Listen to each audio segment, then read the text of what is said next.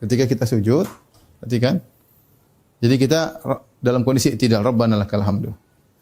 Ketika kita sujud, maka tidak perlu kita ngangkat tangan. Jangan kita Allahu Akbar, enggak. Kita punya kaidah dan ini pendapat yang terkuat, ada khilaf dengan para ulama. Ada yang mengatakan setiap kullu khafdin wa raf'in, Nabi mengangkat tangan setiap naik dan turun. Sebagaimana dalam hadis Abu Malik Al-Huwairits. Tapi dibantah oleh hadis Ibnu Umar yang Malik Al-Huwairits ya, beliau hanya mulazamah kepada Nabi sekitar 20 hari ya. Adapun Ibnu Umar bertahun-tahun dan Ibnu Umar mengatakan Rasulullah tidak mengangkat kecuali 4 tempat mengangkat tangan. 4 tempat tersebut pertama takbiratul ihram, Allahu Akbar, angkat tangan. Ini yang pertama. Takbir yang kedua mau ruku, Allahu Akbar. Yang kedua. Takbir ketiga bangkit dari ruku, Sami Allahu liman hamidah. Yang keempat adalah setelah tasyahud awal. Kalau kita sudah tasyahud awal, kemudian kita bangkit, angkat tangan. Ya, kita angkat tangan. Allahu Akbar. Itulah 4 tempat angkat tangan. Lebih dari itu enggak ada angkat tangan. Dan ada kaidah tidak ada angkat tangan sebelum atau sesudah sujud. Enggak ada angkat tangan. Sebelum sujud ataupun sudah sujud enggak ada angkat tangan. Ya. Sebenarnya mengatakan boleh sesekali. Namun untuk continue enggak. Karena Nabi continue selalu 4 tempat saja beliau angkat tangan. Jadi ketika kita mau sujud, tidak perlu kita angkat tangan. Langsung aja Allahu Akbar, sujud. Mau sujud. Nah, untuk mau sujud, maka mana yang kita dahulukan, lutut atau tangan? Datang hadis tentang mendahulukan lutut, datang hadis mendahulukan kedua tangan dan hadisnya sama-sama dhaif, Oleh karenanya Ibnu Taimiyah rahimahullah menjelaskan bahwasanya mau sujud dengan meletakkan tangan dulu atau lutut dulu, dua-duanya sah. Para ulama hanya khilaf mana yang lebih afdal. Kenapa? Mereka mengatakan semuanya benar, ya. Karena hadisnya dhaif dua-duanya. Karena kalau kita mensahihkan hadis yang lutut lebih dulu daripada tangan, berarti yang tangan salah. Nabi larang. Kemudian juga hadis yang mengatakan tangan lebih dulu daripada lutut, Nabi melarang. Berarti kalau ada lutut dulu salah. Karena hadis-hadisnya dua-duanya dhaif, maka tidak ada yang salah, dua-duanya benar. Tinggal kita, para ulama berselisih mana lebih afdal, kedua tangan atau lutut. Jumhur ulama, mayoritas ulama diriwayatkan dari banyak sahabat, bahwasanya mereka turun dengan lutut tersebut, lutut terlebih dahulu. Ya. Jadi kalau lutut ya biasa, jadi tinggal lutut dulu, Allahu Akbar, baru kita begini, ya biasa, baru kita sujud, ya boleh. Atau kalau kita ingin misalnya kita ingin tangan dulu, maka kita bisa tangan dulu. Allahu Akbar.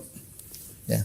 Ini lebih ringan, lebih tenang baru kaki. Terutama orang-orang yang tua misalnya atau orang-orang misalnya yang badannya berat ya. Mungkin kalau lutut dulu bakal bunyi gebruk gitu. Tapi kalau kita tangan dulu, kita turun dengan pelan-pelan. Tapi dua-duanya boleh. Mau lutut dulu atau tangan dulu, maka diperbolehkan. Kalaupun turun dengan lutut, tenang ya. Maksud saya, sebagian orang tertentu dia langsung loncat. Itu sama aja, gebruk juga kalau begitu. Tapi turunnya dengan tenang. Mau lutut atau tangan dulu, turun dengan tenang. Lutut tenang misalnya, Allahu Akbar. Pelan-pelan aja. Ya. Jangan Allahu Akbar. Wah, jadi bikin ribut. Jadi tenang aja pelan. Turun dengan tangan juga pelan, santai. Tidak usah loncat. Gitu. Tapi pelan-pelan aja. Allahu Akbar. Pelan-pelan kan bisa. Tidak harus langsung terjun ke depan. Jadi, itu adalah tata cara sujud. Nah, ketika kita sudah di bawah, kita mau sujud. Ya perhatikan. Kita mau sujud. Nabi mengatakan, umirtu an asjuda ala sab'ati a'zam. Aku diperintahkan untuk sujud di atas 7 tulang. Salah satunya ini.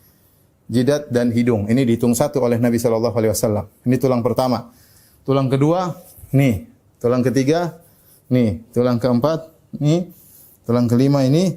Tulang keenam, ini. Tulang ketujuh kaki kiri. Jadi ketika kita sujud, 7 tulang semuanya mengenai tanah. Mengenai lantai. Nah, para ulama khilaf. Apakah hidung kalau tidak mengenai lantai, salatnya tidak sah? Misalnya dia cuma sujud dengan jidatnya, hidungnya ternyata pesek misalnya. Atau dia pakai kacamata sehingga yang sujud cuma bagian jidatnya, hidungnya tidak kena tanah. Apakah salatnya tetap sah? Maka khilaf di kalangan para ulama. Ada yang mengatakan tidak sah. Karena jidat atau dahi dan hidung satu kesatuan. Jika salah satunya tidak kena, maka tidak sah salat. Ada yang mengatakan enggak. Salah satunya kena sudah cukup. Ya, salah satunya kena sudah cukup. Ada yang mengatakan dahi kalau sudah kena, hidung tidak kena maka tetap salat sah. Ini kesempurnaan saja hidung, hendaknya diletakkan di tanah. Tapi dia tidak berarti kalau bukan berarti batal kalau hidung tidak kena tanah. Tapi kita berusaha menjalankan sunnah, maka kita sujud dengan dahi dan juga hidung. Kemudian ingat, ketika kita dalam kondisi sujud, datang dalam sebagian riwayat Nabi merapatkan tangannya. Merapatkan apa? Tangannya. Ya. Ya, tidak memegang begini. Tapi beliau merapatkan. Dalam sebagian tapi riwayatnya diperselisihkan oleh para ulama. Tapi dihasankan oleh Syekh Albani yaitu dengan merapatkan tangannya. Kemudian ketika kita sujud, ya,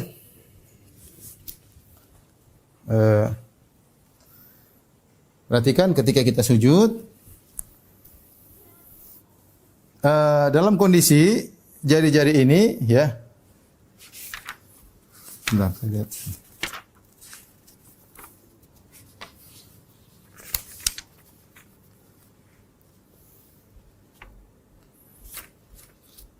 Dalam kondisi jari-jari bisa sejajar bahu, bisa sejajar telinga.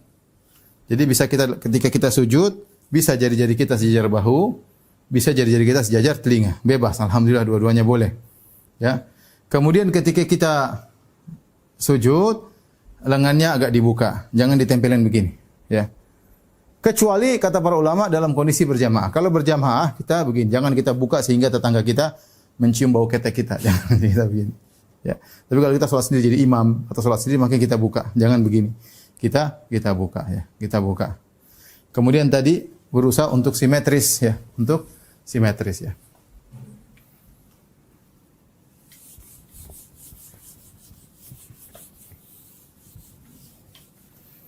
Ketika sujud, ya.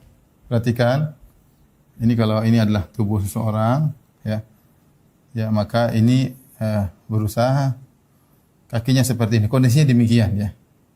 Kemudian dalam kondisi sujud, ya. Maka sebagian orang, jadi lihat dia apa namanya di sini berapa ini 90 derajat, ya, ya. Atau ini lurus, ini tegak, mohon maaf, kakinya ini tegak. Sebagian orang salah, dia sujudnya begini, agak miring. Jadi saking semangatnya sehingga posisi kakinya seperti ini. Kemudian badannya seperti ini, ya. Ya, ini tidak lurus. Ini salah saking semangatnya. Karena paha ya tidak tegak lurus. Tegak lurus sehingga salah, ya. Maka kita bisa praktek, yang penting paha kita lurus, kemudian kita bisa sujud, ya. Ya. Sehingga jarak antara sini antara lutut, ini lutut. Ya, antara lutut, ini kaki, ya. Ini kaki. Lutut, antara lutut dengan ini dengan wajah tidak terlalu jauh, ya, tidak terlalu jauh, yang wajar aja. Karena sebagian orang terlalu parah sehingga dia loncat ke depan sampai akhirnya tidak lagi lurus begini tapi miring begini. Ini sujud yang keliru, sujud yang keliru. Taib.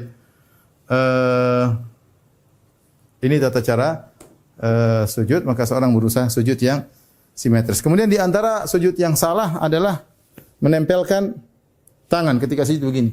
Ini salah. Jadi harus diangkat, jangan ditempelkan seperti ini. Kalau ditempelkan, ya, ditempelkan ketika sujud ini salah. Jadi harus tetap diangkat. Adapun tempel begini adalah salah. Dilarang oleh Nabi sallallahu alaihi wasallam, hukumnya haram. Hukumnya haram.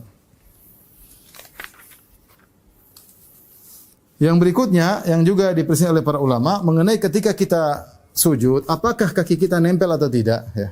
Kaki kita nempel atau tidak, ya. Ini jadi masalah. Ketika kita sujud, apakah tumit kita, ini kan tumit. Tumitnya nempel atau tidak? Ya. Jumhur ulama mengatakan tidak perlu ditempel, terbuka biasa aja, ya, terbuka biasa saja, ya. Sebagian ulama mengatakan ditempelkan. Seperti pendapat Syekh Albani rahimahullahu taala, ini juga masalah khilaf, dua-duanya sah, namun saya lebih condong ditempelkan, ya, berdasarkan hadis Aisyah radhiyallahu anha, saya lebih condong menempelkan tumit sehingga ketika seorang salat lebih tertutup, terutama kalau dia pakai sarung, ya. Kalau dia buka kadang terlihat betisnya, terkadang sebagian bisa terlihat dan itu kelihatan dan itu terbukti. Terkadang terlihat pahanya karena terbuka sarungnya. Maka kalau kita tutup tumit kita maka lebih tertutup, lebih terjaga. Tetapi tadi ini masalah khilafiyah. Seandainya ada seorang yang salat kemudian kakinya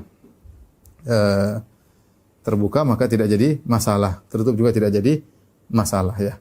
Kemudian saya ingatkan, di antara kesalahan seorang ruku atau sujud, kakinya dua-duanya tidak diletakkan. Kesalahan contoh, ya. Misalnya dia sujud, ya. Dia sujud, ketika dia sujud, perhatikan, maka dia sujudnya begini misalnya. Sehingga kedua kaki, kan Nabi suruh mengatakan harus 7 tulang. Jadi tulang ini dua-duanya harus dipasangkan di lantai.